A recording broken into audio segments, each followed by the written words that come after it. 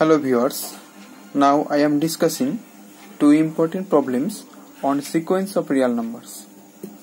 Today's first problem is a sequence xn of reals is defined like xn plus 1 equals to xn into 2 minus xn, where n equals to 1 to where 0 less than x1 less than 1, so that xn is convergent sequence, and also find the limit of xn.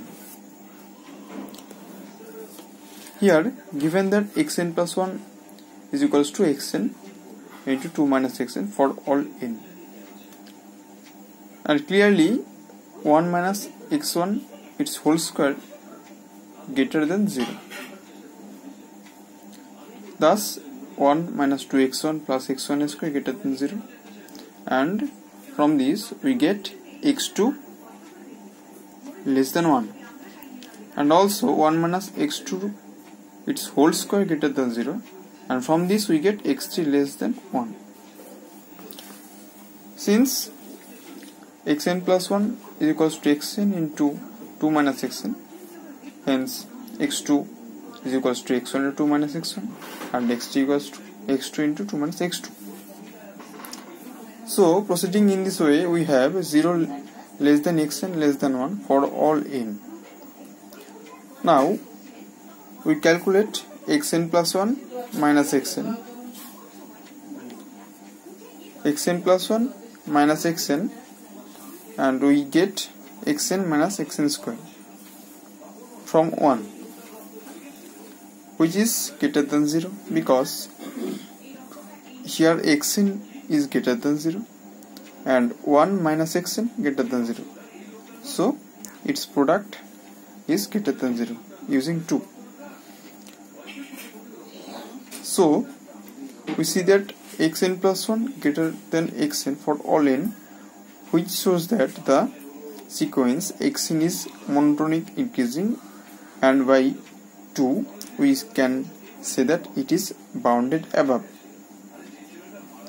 Thus the sequence, since the sequence is monotonic increasing and bounded above, hence the sequence xn is convergent.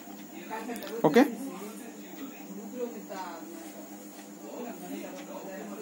Now we can find the limit of xn. From 1 we can write xn plus 1 equals to xn into 2 minus xn for all n. Taking limit on both sides, we get limit n tends to infinity xn plus 1 equals to 2 into limit n tends to infinity xn minus limit n tends to infinity xn square. Thus we let the limiting value is here L, so limit tends to infinity xn plus 1 is L equals to 2 into L minus L square. From this we get L into L minus 1 equals to 0, but by the given condition is 0 less than xn less than 1 for all n. Since xn is greater than 0 less than 1, so here L can't be 0. Okay, from this we here L is not equals to 0, because here xn greater than 0 and less than 1, so here L is equals to 1. Okay, hence limit n tends to infinity xn is equals to 1. Thus we find the value of xn equals to L equals to 1. Okay.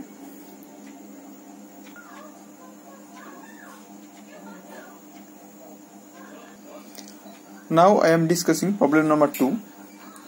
Given that x1 equals to 2 and xn plus 1 equals to half of xn plus 1 divided by xn, then prove that xn tends to root 2. It's a similar problem. Since the sequence is here positive, and hence xn plus 1 greater or equal to root 2, because let us show that xn tends to root 2, Thus xn plus 1 is either greater than root 2 or equals to root 2. Okay. Thus xn, putting the value of xn plus 1, that is half of xn plus 1 upon xn greater or equal to root 2.